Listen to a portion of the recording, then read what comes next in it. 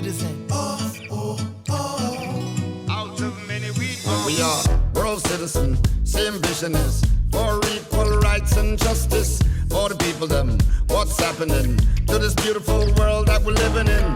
World citizen, lift up your voices. Welcome everybody to an extraordinary conference we're having today, a joint meeting of the Rotary Districts and Clubs Joint International Mega Meeting Platform, along with Future Wave. Now, each week, Future Wave has a meeting. Once a month, we have extraordinary speakers, and we always focus on solutionaries.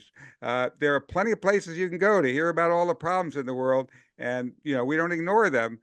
But we're focused on people who are solving the problems and key solutions that can really help move us to a positive and peaceful future. Now, today, we are actually co-sponsoring this with the Mega Meeting Platform, which was founded by Ozwem Asiri, who is here on the call, and he did a remarkable job. He's brought together Rotary Peace Ambassadors and humanitarians and Rotary friends from 1,648 Rotary clubs in over 148 districts and in 80 countries. And so we're so thrilled that he is collaborating with us in bringing you this special meeting today. Now, today, we have a very, very special guest. We have Judith Diment. Judith is the Dean of the Rotary Representative Network. She's actually Rotary's senior diplomat. She's led delegations to the 3 COP conferences. COP stands for Committee of Parties. That's the state parties, the nations, but also all of the NGOs and people around the world who are working to build a sustainable future and a planet. And she's hosted the last one. She's had Gordon McAnally. She had Rotary General Secretary John Huco. She's had the Rotary representative to the Arab League. So many people she's brought together in these big conferences where we're going to hear about. Thank you, Arthur. It's a great pleasure to be here today. And greetings from the United Kingdom. Today, the topic I've been asked to address is how can Rotary help lead the world into a sustainable and peaceful future? Well, I would just like, having just spent 4 years as Dean of the Rotary Representative Network, I'm just going to explain how the Rotary Representative Network advances a century-old tradition of fostering global peace and goodwill. And so I'm going to look at the origins of the network and also Rotary's history in peace, because I think it's important to have a historical context to what we're doing today. So Rotary's commitment to peace is almost as old as Rotary itself. In 1914, as war broke out in Europe, Rotary's first General Secretary wrote, "Let Rotary make international peace and goodwill." So how did the network begin? Well, Rotarians had organized in 1942 a conference in London that inspired the creation of UNESCO, and as early as 1943 advocated for a central world organization. And the 4 initiative takers of this future, which became the UN, of course, was the UK, the USA, USSR, and China. I mean, when you think about that today, that probably would be unthinkable. They met in 1944 in a mansion called Dumbarton Oaks, which outlined the purpose and goals of the United Nations. And meanwhile, Rotary had published and distributed pamphlets, papers, and books to educate and engage its members and to encourage discussions and encourage their support for a shared vision for a United Nations. So, and there are some examples on the screen here. So looking at the purposes of the proposed new organizations and also the similarities with Rotary's ideal. So this was an ideal opportunity for Rotarians to stimulate such discussions to create an informed opinion. And in April 1945, representatives of 50 nations gathered in San Francisco to finalize and approve the UN Charter.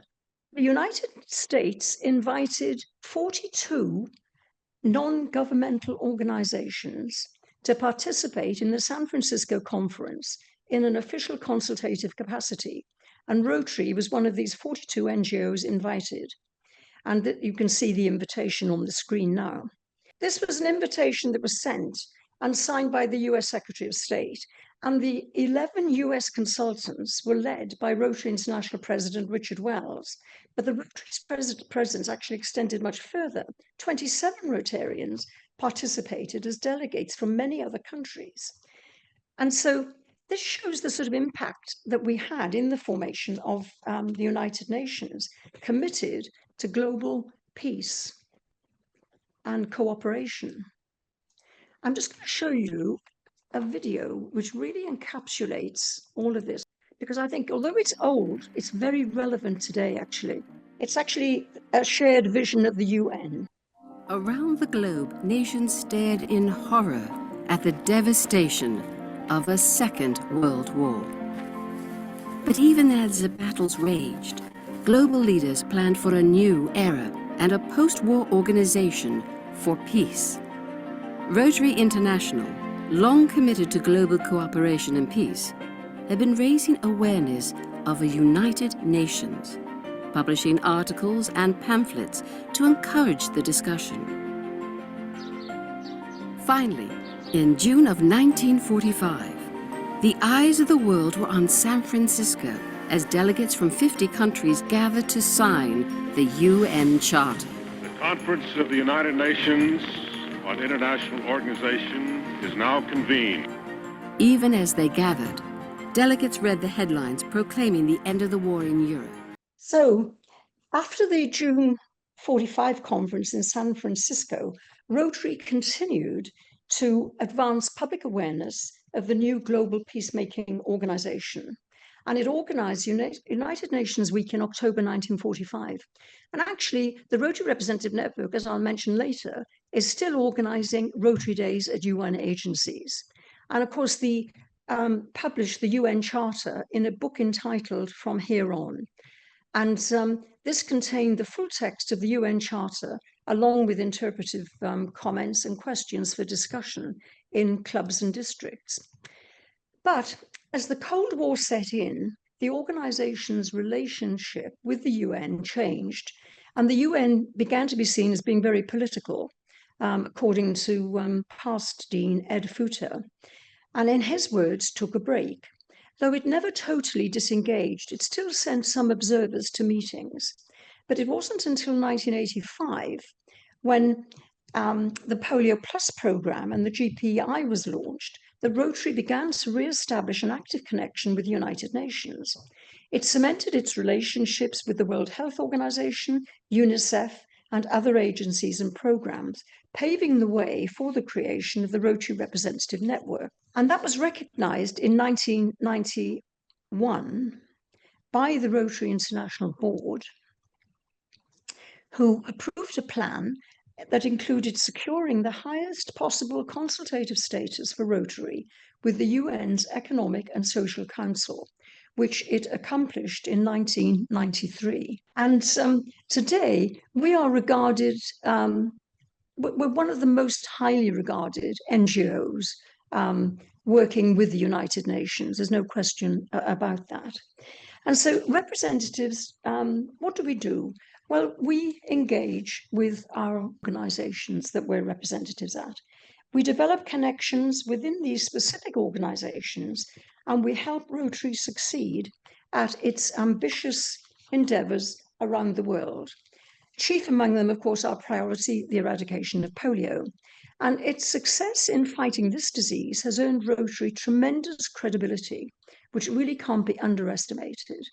And our relationship with key policymakers at the UN and other global organizations is important for our actions in peace, hunger, education, WASH, and more, indeed, across all our 7 areas of focus.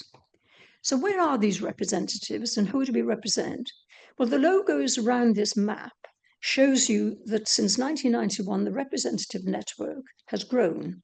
Today, we have more than 30 volunteers appointed by the RI president. we now represent Rotary at 22 UN agencies and key international organisations in some 12 capital cities around the world. And the stars on the map show the locations of our representatives.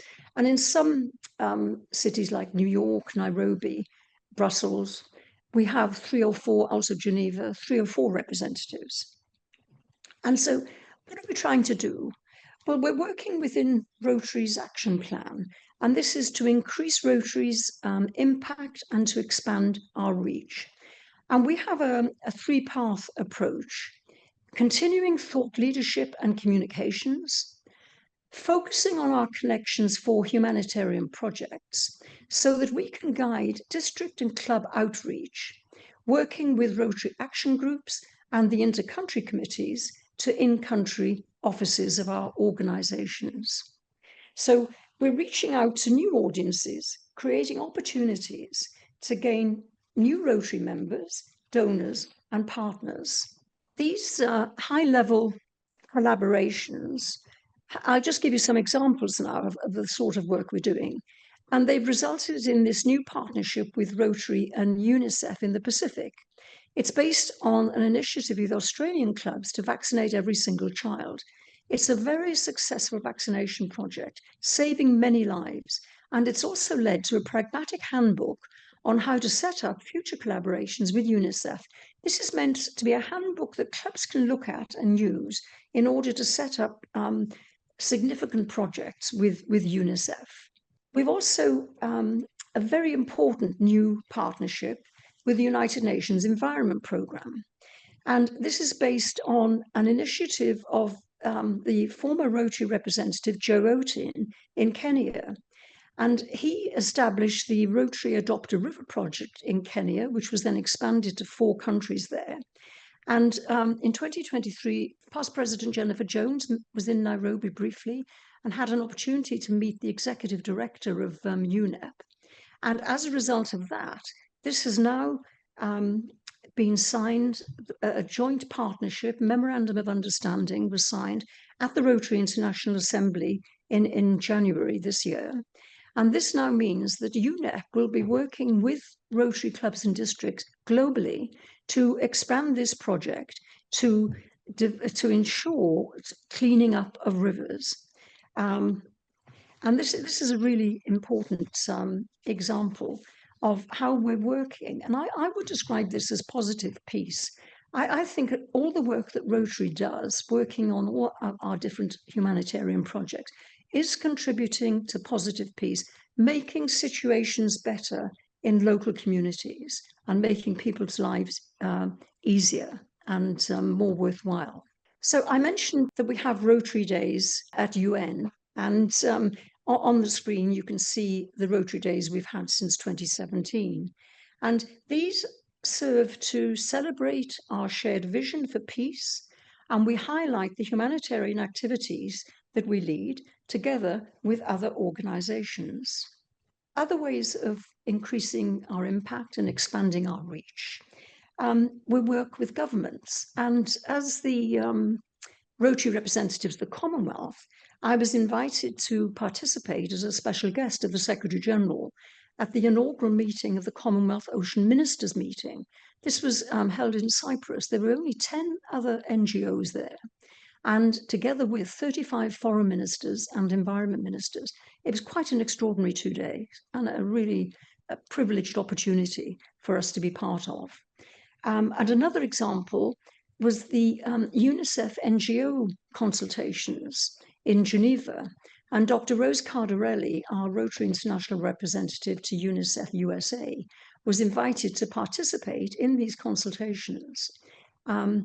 These began in 2019, actually, but it's an ongoing dialogue.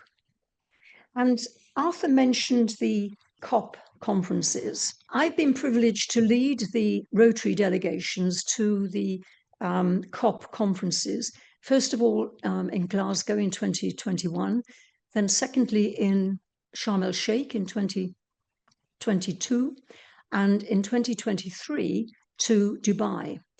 And again, this illustrates, this came under the umbrella of the Rotary Representative Network, because the COP conferences are the biggest UN global event.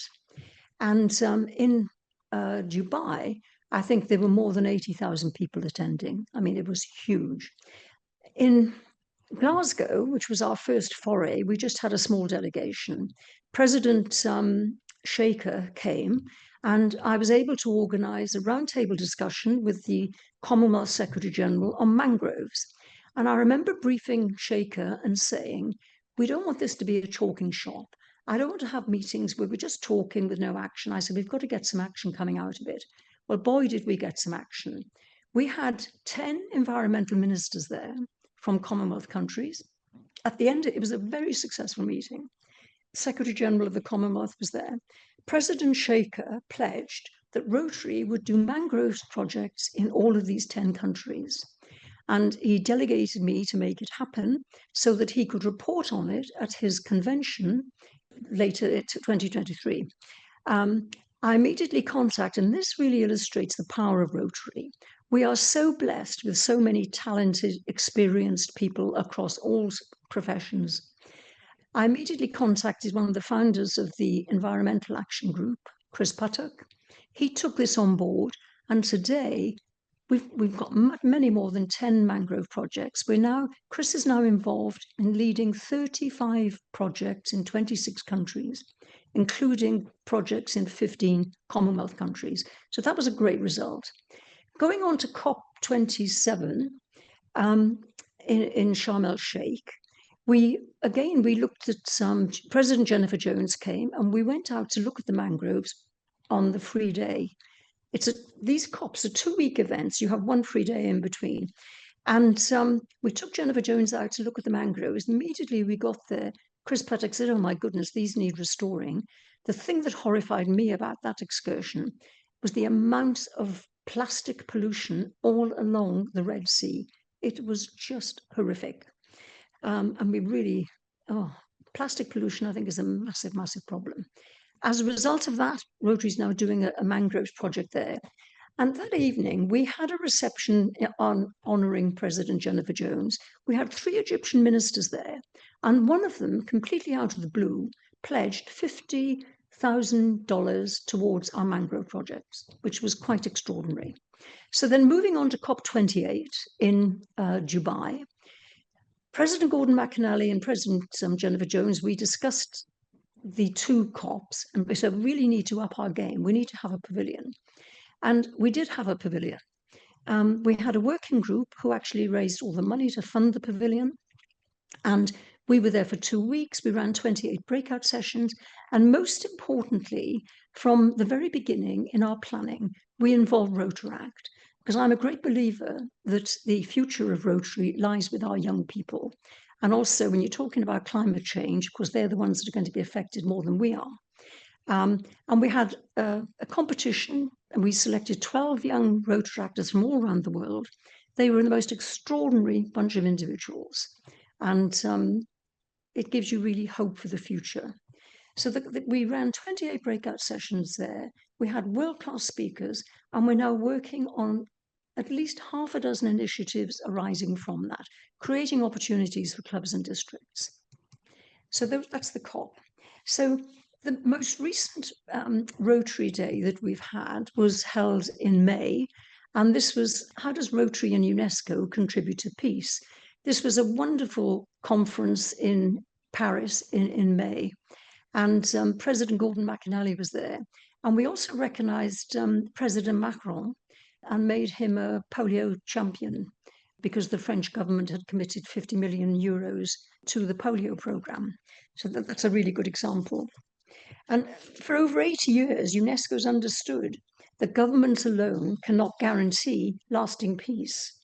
That's why it's been at the forefront of promoting peace through education, dialogue, and mutual understanding. And it underlined our commitment to achieving goals that represent our highest ethical values, service above self, and building peace through the moral and intellectual solidarity of humankind.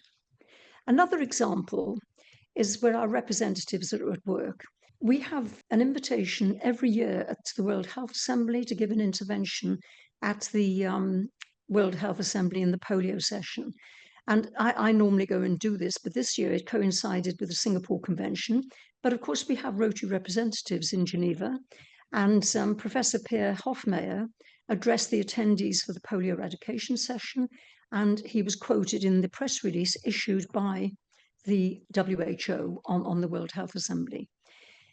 The other thing I'd really like to mention is the importance of the Rotary action groups. And certainly when we were in Dubai, the 28 breakout sessions we ran, we involved many people from many different Rotary action groups, because climate doesn't just affect, it's not just about the environment. Climate change affects, and global warming affects every aspect of all of our lives. And in fact, for the first time in Dubai, they actually focused, they had themed days, and one of the days for the first time was based on health. They also had a day focusing on peace. And Sybil Ruprecht, who is our Rotary representative in Geneva, ran a wonderful breakout session on peace and the impact of climate. And so, in conclusion, I would just like to say that we have a shared vision, creating hope, particularly in light of today's ongoing wars and threats, connecting to international agencies for inspiration, knowledge sharing, and potential joint humanitarian service projects. And I mentioned the Rotary action groups, and in particular, the importance of the Rotary Action Group for Peace. And one of the activities, which was a new venture for Rotary, Rotarians in Nigeria were invited to observe the elections. And they asked me if I could help, because obviously we'd never done this before. Well, being part of the, being a representative to the Commonwealth, there's a Commonwealth Parliamentary Association. I approached them. They, of course, have a guidebook on observing elections, but more importantly, they also agreed to run some training webinars for our Rotarians. And of course, observing elections means that you're helping create democracy, which in itself also advances peace. And it was highly successful. And when President Gordon McInally visited Abuja in April, I think it was, the president of Nigeria thanked Gordon for Rotary's contribution to the observing the elections. And the other notable thing that's happened since then is that the Rotary Action Group for Peace launched the Nigerian chapter in Nigeria. And I was greatly honoured to be made an honorary member, and I'm following their developments with great interest. And just this week, the Rotary Action Group for Peace has launched the Ukraine chapter. And I really think this is an important initiative and one of the ways that Rotary can help with creating peace in the world. So I'd invite you to learn more about the actions of the Rotary Representative Network at our website, which is rotary-rn.org. I also produce a quarterly newsletter on the work of the representatives, and if you'd like to receive a copy, my email address will be put in the chat. Thank you for your attention. Wow, Judith, what an amazing scope of activities that the Rotarians have been involved in since the very founding of the UN and being such an important part of key agencies.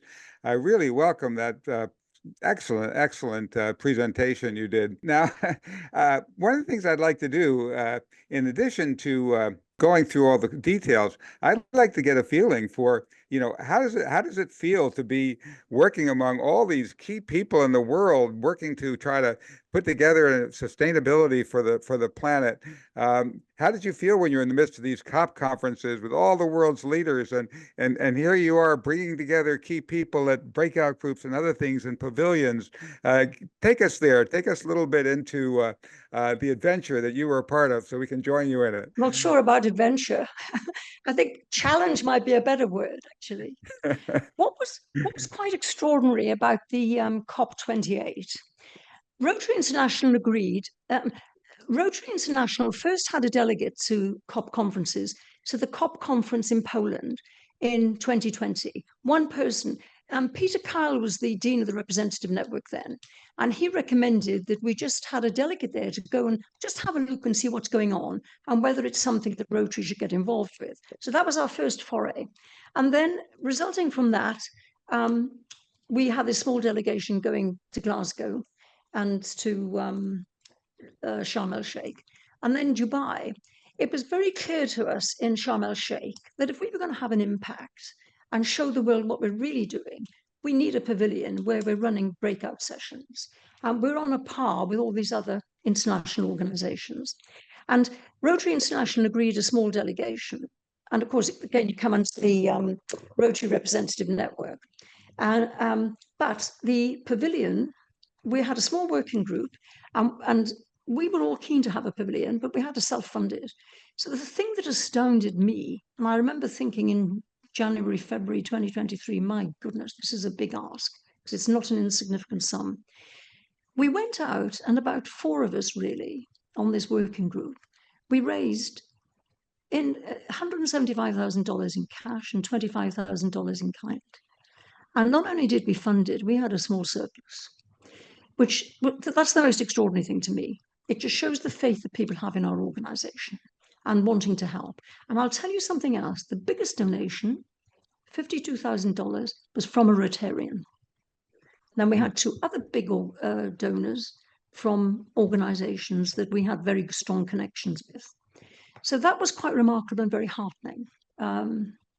But if I'm honest, I'd prefer it if Rotary International had the vision to see the importance of these events and actually funded them properly. But that's probably controversial. That is so key, and we certainly all endorse you on that. Well, one of the key questions is about the Environmental Sustainability Rotary Action Group, the SRAG, that you're also a part of. You mentioned the Rotary Action Group for Peace. In a way, are those kind of twins to save the planet, those 2 key Rotary Action Groups? Tell us a little bit more about SRAG. SRAG. Well, SRAG was founded by Chris Puttock and Karen Kendrick Hans to address all issues to do with with climate change and global warming. And they've made tremendous strides, and they're now working on a climate roadmap, which is really important. And they're looking to get Rotary International Board of Directors more engaged with more positive sort of policies, if you like. But the fact that it was taken on as a 7th area of focus, I think, is wonderful, because it is hugely important. But I think it's also important to realize that it isn't just the Rotary Action Group for the environment. This climate change is affecting everybody. I'll give you one example. You would have read about the terrible floods in Pakistan. I think 2/3 of the country was underwater. I mean, you can't imagine that. And of course, it washed away many, many health centres, including those that we depend on for polio. And so it completely disrupted not only the health, people growing crops for food, it disrupted the entire livelihoods of thousands of people. You know, this is what climate change is doing. It affects everybody and everything. So we want all of our Rotary action groups to work together and to address these issues. And that was the real key message coming out of COP28. You know, we had breakout sessions on health, on peace, on innovation, on transport, on oceans, nature-based solutions, gender equality, finance. We had the Lord Mayor of London speaking on climate and finance. He's one of the world's leading economic finance people, and huge privilege to have people. We had world-class speakers there. We had ambassadors and all sorts, heads of international aid. We had the head of the International Electronics Organization, electrical engineers. 2 presidents came and spoke at our session, and they both gave us some sponsorship towards it. And that's what we're doing. We're building up these amazing global networks. And together, you know, we might have a chance of having some success. Yes, great.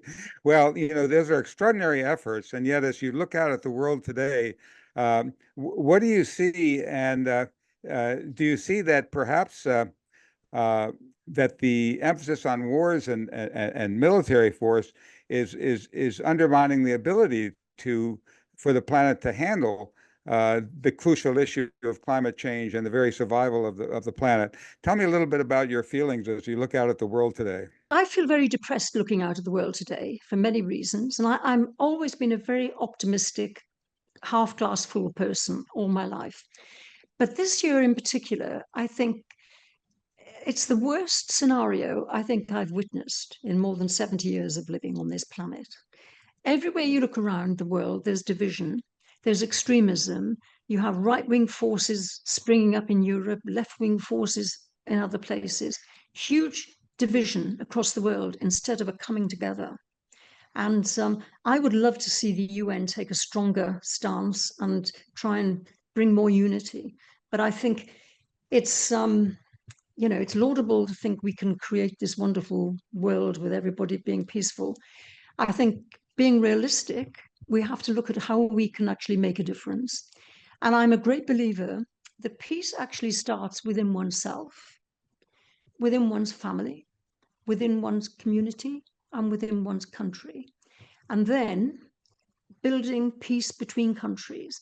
And of course, Rotary's inter-country committees are extremely important in this regard. And I'd love to see more countries get involved with Rotary's inter-country committees, because they're bringing together people, different cultures, different outlooks, but coming together with a common purpose and bringing about greater understanding and hopefully peace. I think what we can do, I think Rotary's great strength is we have 1.4 million members across every country in the world.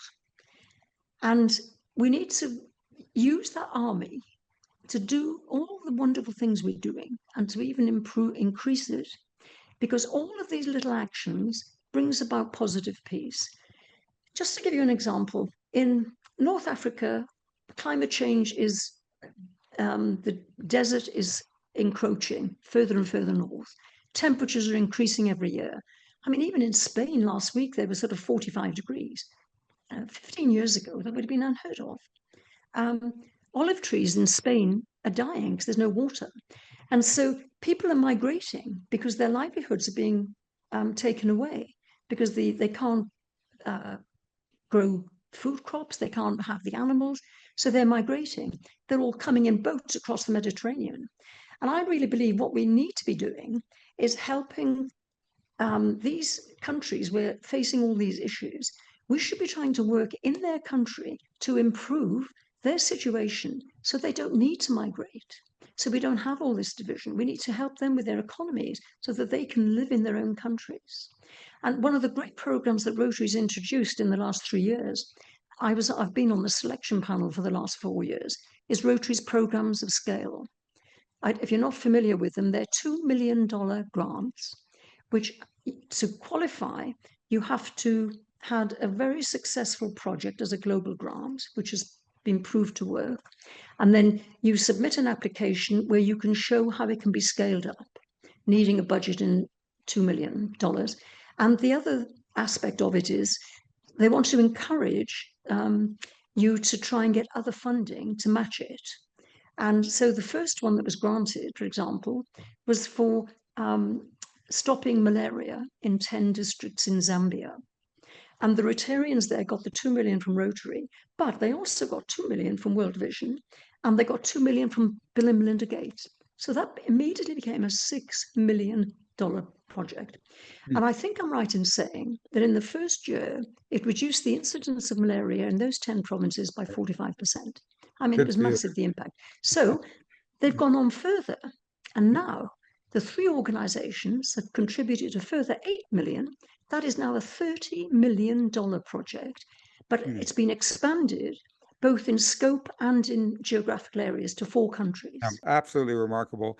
And now, and you mentioned the divisions and strife in the world, and you also mentioned that the birth of the UN came out of the greatest divisions, where you had a world war, you had nations in Europe fighting against each other, and now a continent plagued by war after war for centuries, pulled together into the European Parliament during the 50s. And since that European Parliament was formed, not a single nation inside the European Parliament has fought a war with another member nation. There have been other wars, civil wars, there have been wars outside, but somehow a continent torn apart by conflicts came together. And I wonder if that isn't the key in the world today, that somehow we need to create, well, first of all, how did it do it? And do we need to create law above the nations dividing us to somehow get this planet to survive? Couldn't agree with you more. And why I really wanted you to see that video that I showed, the first pictures of that video was all the decimation of the bombing, you know, these terrible buildings completely destroyed. Because every night on our television news here, we're seeing similar pictures coming out of Ukraine. And it's just, you know, 60, 70 years later, nothing's changed really. We're still, you know, it's still happening. I mean, I guess apart from I think the European Union coming together was quite remarkable.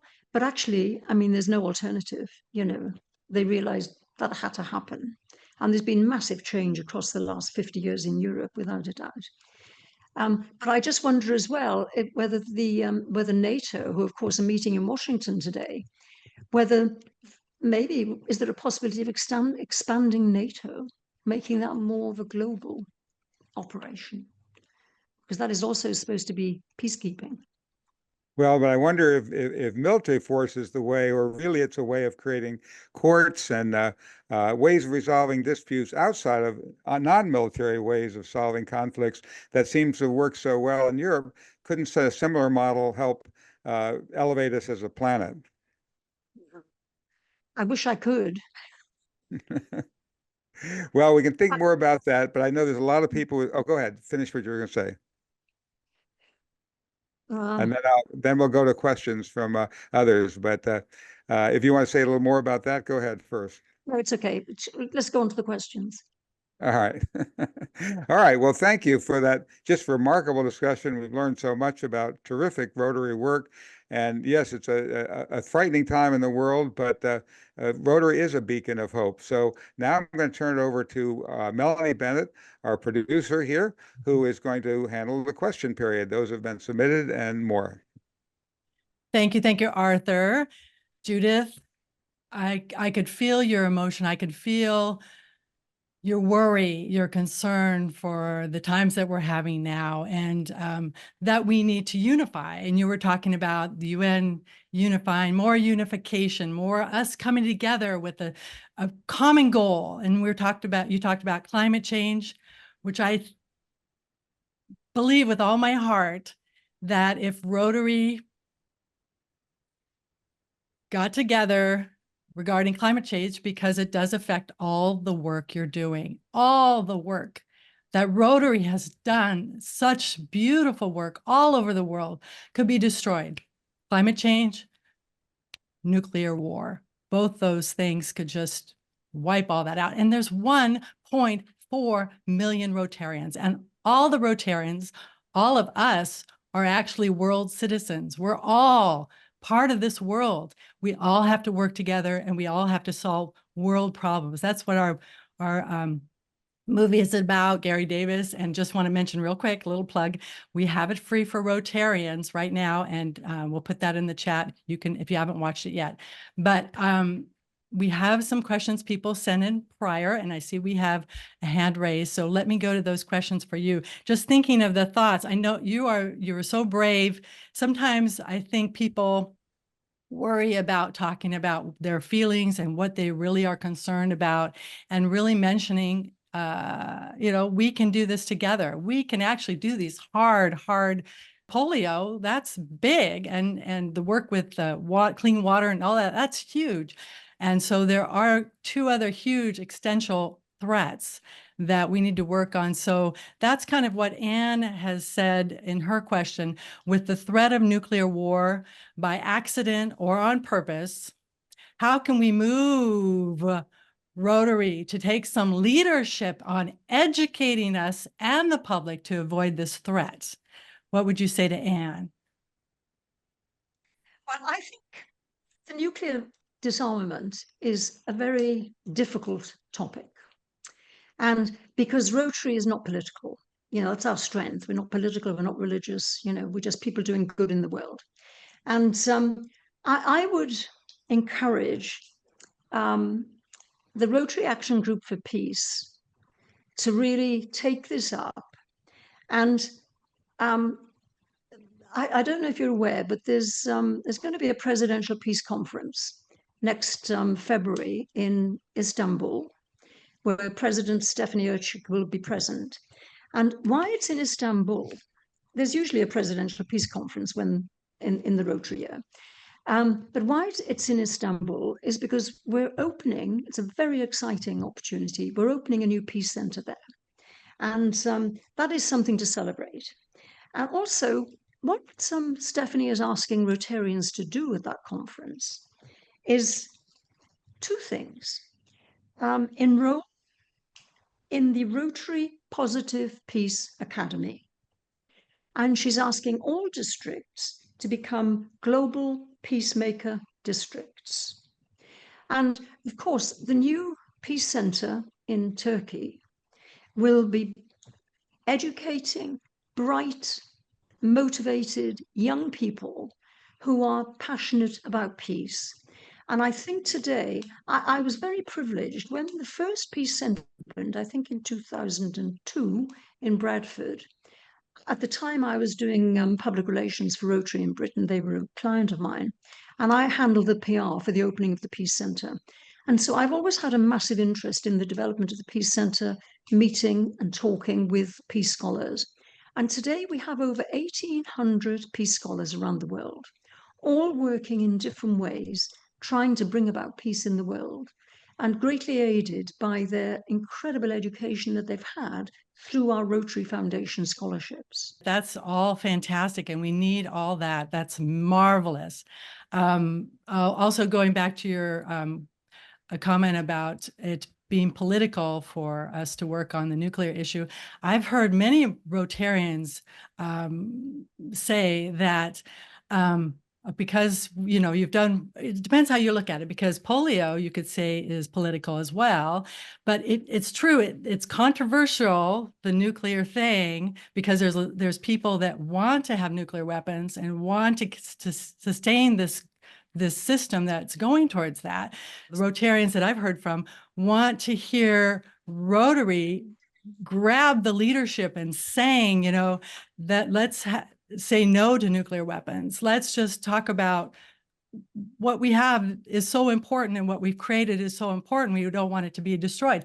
And as far as facts of it being destroyed, I think everyone will agree a nuclear bomb is very destructive. So that's unifying something. So just to go on to our next question, kind of the same thing, Kanaka said, can't we make sustainability and peace for the world as a Rotary motto, which should be a stronger cause for Rotary to achieve? So in other words, Rotary taking on this, yes, we want peace. Yes, we don't want to be destroyed and all our work destroyed.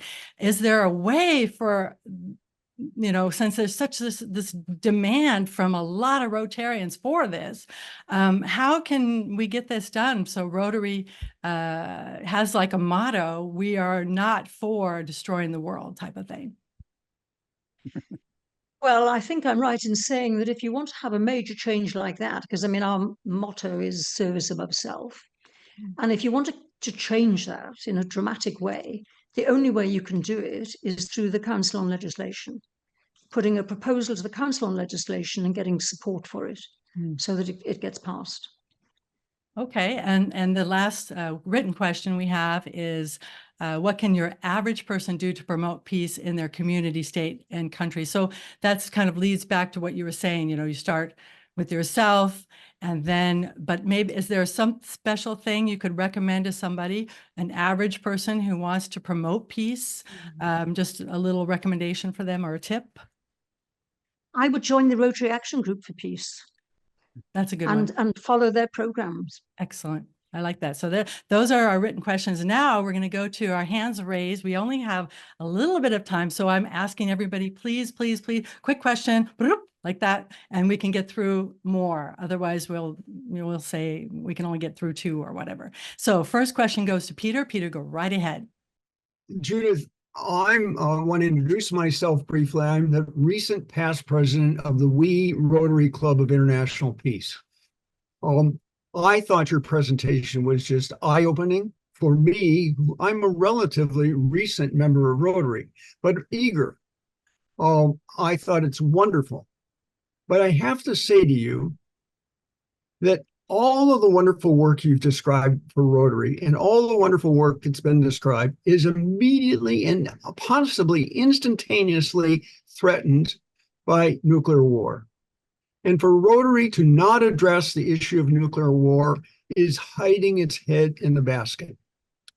Now, I won't go on, and I'm not even asking you to respond. I want to talk to you. This deserves more discussion. Yeah. And I and several other people would really like to meet with you on Zoom to better make that point. But we cannot ignore what many are calling now the most important existential threat to humanity. And my own Catholic Church is now marshaling in this effort. And frankly, the Catholic Church is 1,000 times bigger than Rotary. It's 1.3 billion people. And the leader of the Catholic Church is the world's most outspoken leader world leader for the elimination of nuclear weapons. The Catholic Church is starting to mobilize. I want Rotary to be not way behind that, but in the lead. Can we talk? Absolutely. Thank you. I'm not sure I'm the right person for you to be talking to, really. To make these changes, you've got to influence the Rotary International Board of Directors and Trustees. Okay, because I'm in Rotary circles, I'm nothing. And if you don't introduce me to the people that you think I should talk to, I'll never get anywhere. I'm very happy to help you.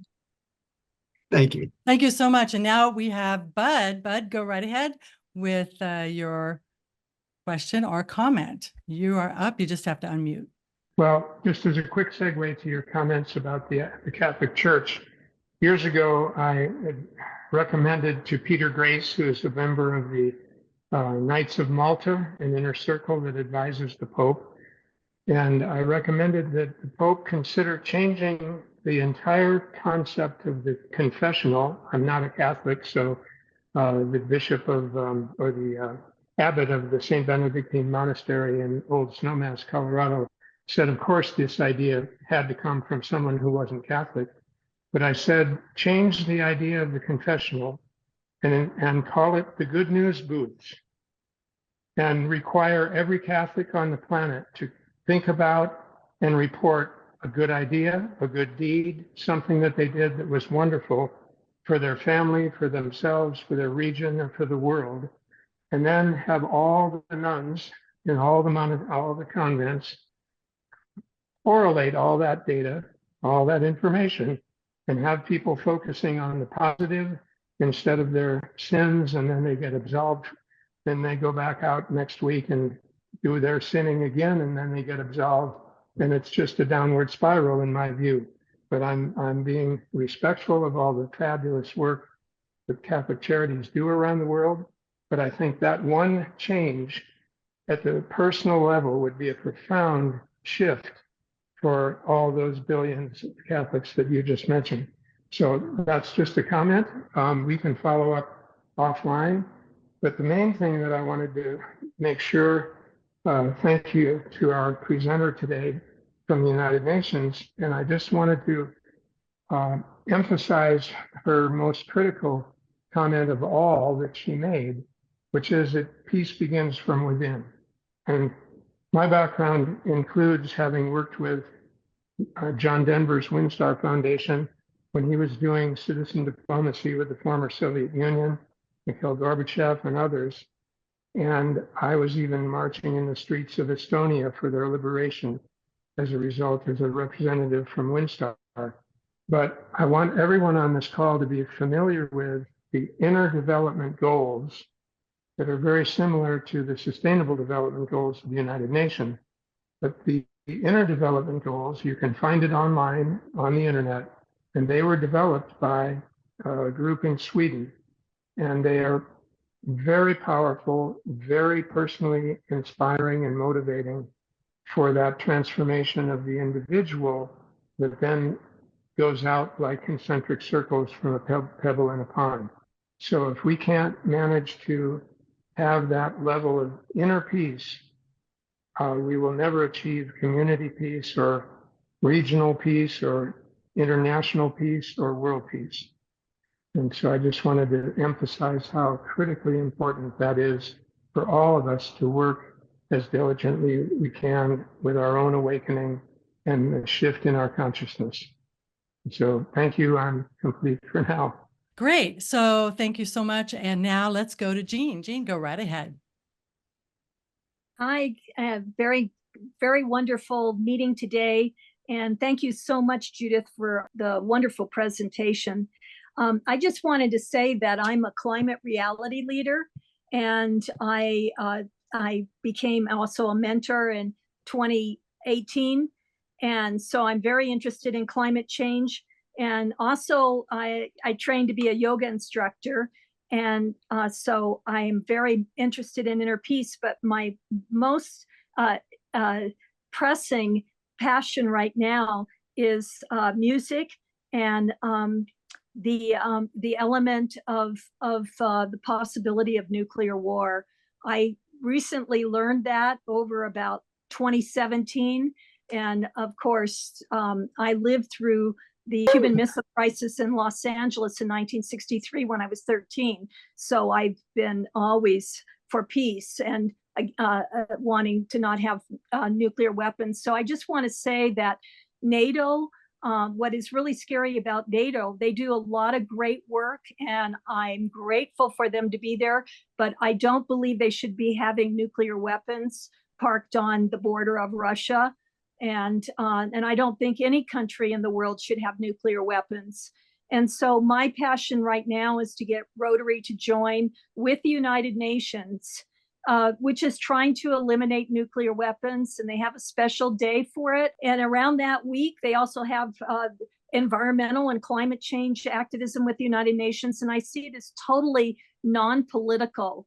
And so I'm just hoping that you can let Rotary know that the abolition of nuclear weapons are the dual existential threats facing us with climate change, and that maybe at the next COP 29 we can have a coalition for peace without nuclear weapons. I mean, after all, 2017 ICANN won the Nobel Peace Prize for developing the treaty for the prohibition of nuclear weapons. So please help us if you can. And thank you so much for being here. Yes, Judith, I just want to say thank you so much. It just is a great opportunity for us to actually speak with you. And we're so grateful. We're running short of time. So from now on, starting with David, real quick. And if you have a question, real quick, everything quick. Thank you so much. David? Very good. So yes. So the UNESCO preamble is since war begins in the minds of men, is in the minds of men, the defenses of peace must be constructed. And you also said that one of the goals of the representative network is to continue thought leadership and communication in the UN. And to my point, the question is how to have greater engagement with the International Day of Peace, which is September 21 of every year. I'm from Pathways to Peace, president of Pathways to Peace, and also Rotary E-Club of World Peace, past president. And this year in San Francisco, we're having the 40th anniversary of the first major International Day of Peace celebration, which was in San Francisco. So then all Rotarians are involved.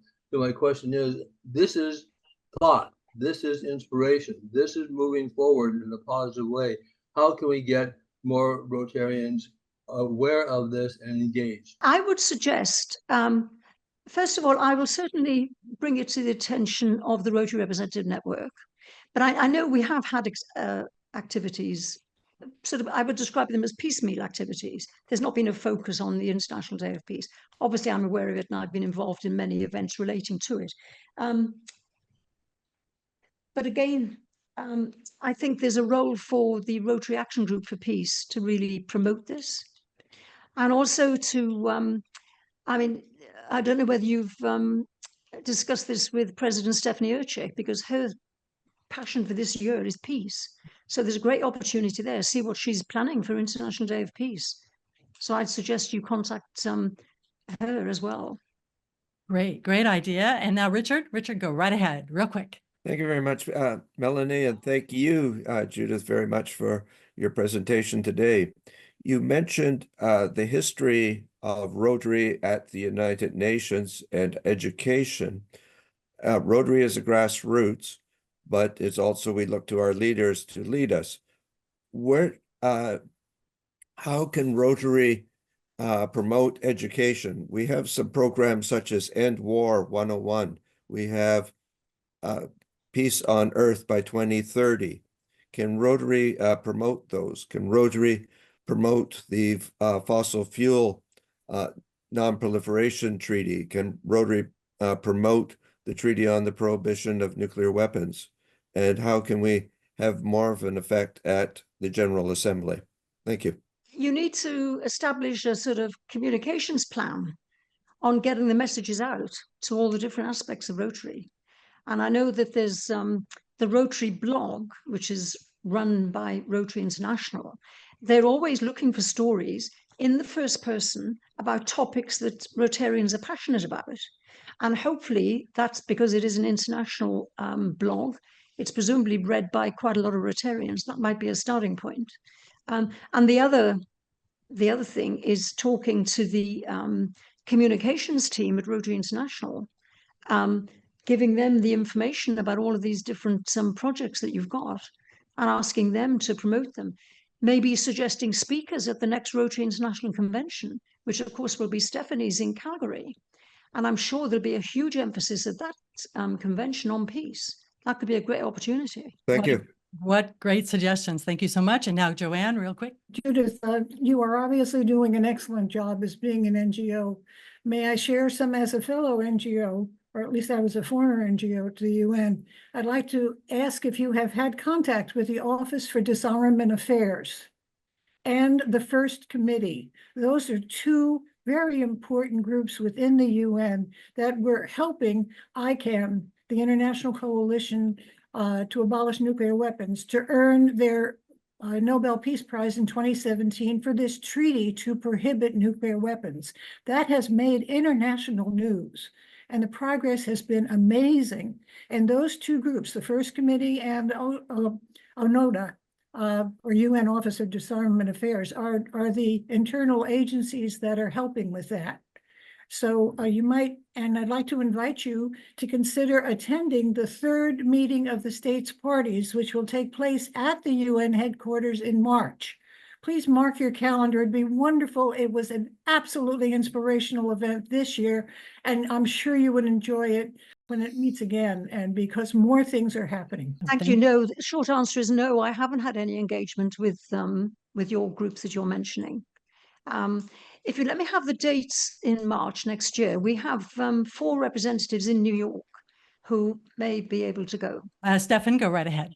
This is mostly, I guess, a comment, and thank you very much for a great presentation, I will say.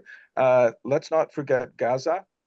I think that, we can concentrate on Ukraine, and let's also not forget weapons, period. This is not just about nuclear weapons. Let's not get distracted. It's not just nuclear weapons. So I wanted to make that comment. And also, let's not think of NATO as a peaceful organization. They demand from each of its members nations 2% of GDP to be spent on their military. This is totally misguided. And until they get over that, we should not be supporting them. UN is the way to go, absolutely. Okay, so I just want to make those comments. Thank you, Stefan, for those comments. And Elaine, you're next. Go right ahead. This is a bit of a professional summary of our whole event today, which is that what we're really looking for here is global mind change. And as a marketing professional, when you're creating, you're trying to change behavior. your plan always has what's called push elements and pull elements. And the push elements are all the things we've been talking about today, but the pull is where you have specific messages that go out into the media directly to the people and pull them through. And the most fascinating thing about Rotary is that our global pulling through the ranks message that we have is our four-way test. Our four-way test is the most granular piece of language that reaches everybody, and that's about peace that we have. There are other models. I happen to work on one. Global mind change is the ultimate goal toward peace and away from division. And we need to have push elements and we need to have pull elements. Great. Thank you for that. And now, David, go right ahead with your comment or question. Just unmute. David Newman from Winnipeg, Manitoba, Canada, longtime Rotarian. 2 points. One, you mentioned UNESCO and the power of the relationship with UNESCO. I encourage Rotary International to have an MOU which involves the global campaign for peace education and UNESCO working together, advancing the curricula based on principles approved by 194 countries around the world who are members of UNESCO as the basis for education, not only in the K-12 systems worldwide, but also to the broader public. The second point, being a champion for addressing the existential threats and risks to humanity, which are climate change, most immediately, however, is nuclear weapons and nuclear weapon abolition's necessity. And what I would challenge Rotarian to do internationally with your influence is to look back at what was said in 3 editions of a published hardcover book by Rotary International, 1959 to 1963, called The 7 Paths to Peace. Rotary International challenged Rotarians everywhere to abolish nuclear weapons and have an international global rule of law, worldwide justice system. We have failed to do that. You said that Ed Futa had abandoned, said that Rotary had really distanced itself from that kind of cause because of the Cold War. I think one should look at it and determine whether that was because of the Cold War or because of a overdependence and loyalty to the nation state concept rather than to a concept of a worldwide just world of global security and human security for all. Thank you so much. Thank you, David. This is so cathartic, so great. Jack, you'll be our last question. Thank you so much. Go right ahead. Yeah, one of the best hours I've had for a long, long time. Thank you, everyone, especially Judith on this leadership. Rotary does a tremendous amount of good. The public needs to know about it. For every Rotarian on earth, there's 6,500 other people. When you ask in your community for some help, and we've done that in ours, so we're a peace building club. We have a pollination program well underway. We're sending medical supplies to Ukraine to help the little girl that's been burnt or dismembered. There we are, I think, working locally on what we can do, and the funding can come through people understanding that if they honor who's gone before them in their family, and they do good today for the future of our children, then we can bring money to the table, and no one handles money better than Rotary, with transparency and stewardship, to leverage it to be more than just the dollar given. So when we take a global satellite and we bring it down on any city, town, or village in this world that Rotary is in, and you turn out the lights of the people who have been helped by Rotary in that little village or community or city, they would find that the world would darken. And so let's call upon all of us, everybody we know, to say, we're trying to do good. Would you come along and help us? And would you donate 1 hour of income as a guide and more if you can? And then we're using that to build our 3 projects in our little 15-member club. And I think we're doing three really good things in our district, in our community, and in the world. And now if we could get 34,000 clubs to look at that, I think we could start some real movement. And I'll end with, keep it very personal. The little girl in Hiroshima that was burnt and her mother couldn't recognize her, but she called out with her eyes, "Mommy, I'm here. I'm over here." Keep it very personal how terrible this nuclear situation is. And I think we need to step up. I agree. I agree that Rotary has to really step up its leadership. It's done a great job. It can do more. Thank you. I think it's wonderful what you're doing. I would ask you to use the magic of Rotary to engender peace and understanding in our world, using all the resources of our 1.4 million members. Thank you. Oh, wow. Judith, that's beautiful. That's beautiful. And I just love what you had to say prior. And thank you so for listening to all these passionate people, passionate Rotarians, passionate world citizens. And now I'll send it back to Arthur. Arthur, take it away. Actually, before I close, I want to recognize another one of our participants. You talked, Judith, about the importance of connecting with youth. And we have Kasia and Marla Slavner on the call, and they're making a remarkable film that's bringing the intersection of environment and peace. It's an extraordinary personal story. I wonder if they want to unmute a moment to just mention their film, because I know they wanted to invite you to connect with the Global Sunrise Project. Do you want to unmute a second? And it's been a very fruitful conversation. Thanks for your presentation. Yeah, we're a mother-daughter team working on a film called 1.5 Degrees of Peace, which follows young people across the world in their communities, in their leadership and activism, bringing together the threats of conflict, climate change, and militarization. So their lived experiences are really on the front lines of those impacts. We've also been super involved in organizing around COPs, so glad to see alignment there and bringing young people to COP. But yeah, it's a film in progress, and we're super thankful to be part of this community of people who are active in advocating for peace and justice. And I'll just say one more thing, because we actually dovetailed the 3 conferences that you attended. We started filming at COP26 and have been there every year since, following these young leaders. But we are also part of a coalition that started after COP26. 27 to bring peace and wellness to COP28. So there is an official coalition with about 140 groups that is organizing. We're on the organizing committee for COP. And we actually just were at a meeting this morning for COP29. So feel welcome to reach out and we can connect, and we'd like to see you there. Please send me some details. I think you've got my email address in the chat. Sure. If you could send me some details, I'd love to connect with you and learn more about that. Thank you so much. Okay. Thanks, Judith. Thank you.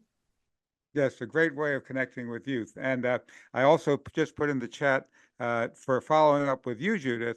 I put your site in, and that is rotary-rn.org. Do you want to say a moment about how people can connect with you?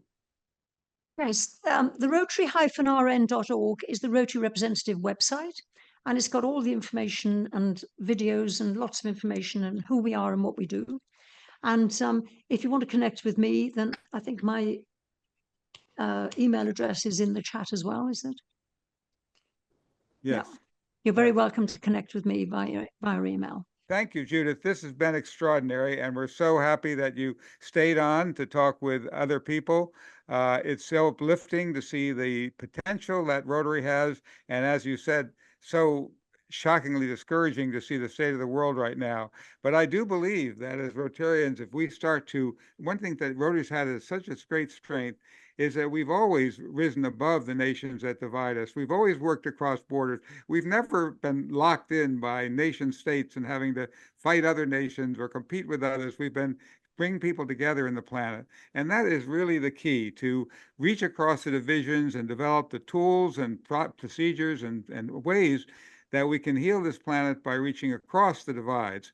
And our film, The World is My Country, is one example of how we can come together and rise together as citizens. It's an extraordinary story of how we can rise to be world citizens. And as world citizens, the seemingly insurmountable problems that happen when we're stuck down here at the national level can be solved. And that's why each week on the People Powered Planet podcast, we bring together solutionaries who talk about how we can begin to build that world where the will of the people, it says in the Universal Declaration of Human Rights and in almost every constitution, the will of the people shall be the basis of the authority of government. So we're the ones who created this current system. We can create a better system where the world comes together, not broken up into pieces, but comes together as one. Oh, and one last thing I would love you to tell us about. Two of the key proponents of that were Martin Luther King and Bishop Tutu. And I understand that you were a great follower of both, that you got to meet Bishop Tutu. Maybe before we end, you can just tell us briefly about that uplifting story. Yes, I did meet Desmond Tutu at the 2009 convention in Birmingham. He was a keynote speaker, and he was absolutely remarkable. We also, I was on the host organizing committee responsible for the media and marketing of the convention. And we had a press conference with Desmond Tutu, which was memorable. I'll tell you one thing that struck me. He had, not surprisingly, he had an entourage of about 12 people with him. And his wife was with him. And his wife was in a wheelchair. And the whole time he was there, he insisted on pushing his wife's wheelchair. And the bond between them was so wonderful to see. The other thing, after the press conference, he very graciously agreed to be a polio champion. And we arranged a photo session where he did the This Close. That was done in Birmingham. So that was one of the memorable memories I have of Rotary over the last 20 odd years. And you've been a great, been passionate about Martin Luther King as well, who also talked about how we connect together across the world. Absolutely. And it was another memorable moment, actually. It was at the Atlanta convention when I went on my own to his home. And it was so moving. I'd followed Martin Luther King, forever. And also met his daughter, actually, I think in the Atlanta convention. She spoke at I think she spoke in the plenary session, and she also did a breakout session on slavery. And at the time I was vice chair of the Rotary Action Group Against Slavery. So that was also very memorable. But I'll tell you a little story about going to Martin Luther King's house. Atlanta's a very big city, and I don't know Atlanta. It was quite soon after my husband had passed away, so I was there on my own, which was it was an unusual experience and difficult. But I thought, well, I've got to go and see it. So I took a taxi up there. I didn't think about how I was going to get back. And I came out of the house thinking, oh my God. And I could see Atlanta way down there, all the skyscrapers. And I thought, how on earth am I going to get back? And I don't think I had Uber in those days. And I was just standing literally on the pavement. This taxi draws up with some Rotarians in it. And I didn't know them. And it was Holger Kanak. And he said, he could tell I was a Rotarian. He said, are you okay? I said, well, I'm just pondering on how I'm going to get back to Atlanta. He said, jump into the taxi and we'll take you. Isn't that wonderful? Yes. And we've been very close friends ever since. Fantastic, fantastic. Well, I'm glad you shared those little vignettes, because those help lead us to an uplifting end of the meeting, and a great appreciation for you and all that you've been doing. So please, everyone, let's give a big thank you to Judith. We really applaud you greatly. And I hope that all of you will join us each week and every week on the People Powered Planet podcast. Next week is going to be an action day. We hope you'll come the same time and join us in the actions, and keep meeting marvelous solutionaries who are helping us to rise out of the challenges the world faces into the bright and beautiful future that humanity has the capability of creating. World citizen, lift up your voices. Oh, you know we got something to say. All we need is the same directions, heading in one way. Thank you for watching. Please subscribe to our channel and like this video.